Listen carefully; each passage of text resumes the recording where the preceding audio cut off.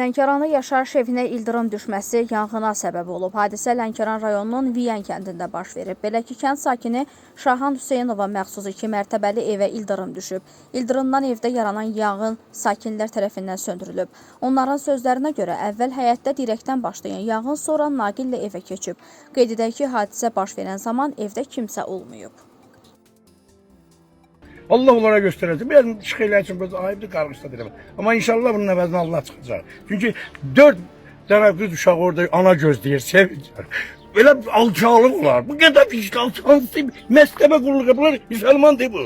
Xəbər verdiyimiz kimi, ötən gün Masallı rayonunda 40 həftəlik hamiləliklə Masallı rayon mərkəzi xəstəxanasına daxil olan Nərmin Mehbaliyeva və övladı doğuş zamanı vəfat edib.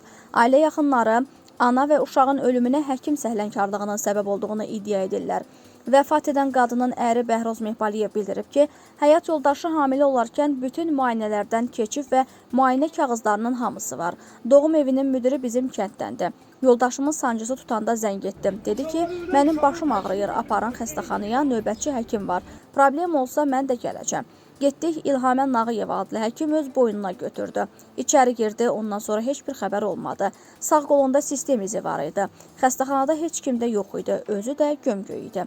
Həkim səhlənkarlığından ölüb, ölümün səbəbini deyən yox, nə vaxt ölüb deyən yox, ölüm var burada, gəl götür deyən yoxdur. Bu xəstəxanada başa düşüm, neçənci dəfələr mən bir nəvəm də rol verirlər ki, şəhət eləməmişəm keçib. Neçənci dəfələrdə. Bunu şöbə müdürünə zəng itiraz vermir. Gel bunu söndürün. Şəhətçidir burada bizdən şəhətçi. Gəl heç olmazsa bir çıx bura deyilən ki, günahımız var. 100 istə, cendən istə. 102 qaynar xəttinə zəng elədim, polisdən yardım istədim. Prokurorluq nümayəndəsi gələndən sonra baş həkim də gəldi. Uşağı ümumiyyətlə heç bir müdaxilə etməyiblər. Ana öləndən sonra hamı qaçıb. Mənim 4 qızım var, bu 5-ci idi. Arzumuz ürəyimizdə qaldı.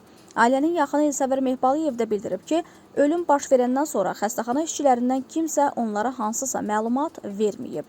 Masallı rayon mərkəzi xəstəxanasının sözçüsü Ceyhun Hüseynov hadisə ilə bağlı açıqlama verib. O bildirib ki, doğuşa gələn qadınla bağlı bütün zəruri müayinələr aparılıb. Doğuşun konservativ gözləyici taktika ilə aparılmasına qərar verilib. Saat 3-də xəstənin qəfildən halı pisləşib. Bütün reanimasyon tədbirlərə baxmayaraq ölüm halı qeydə alınıb. Ölümün ilkin səbəbinin müəyyənləşdirilməsi üçün araşdırma aparılır.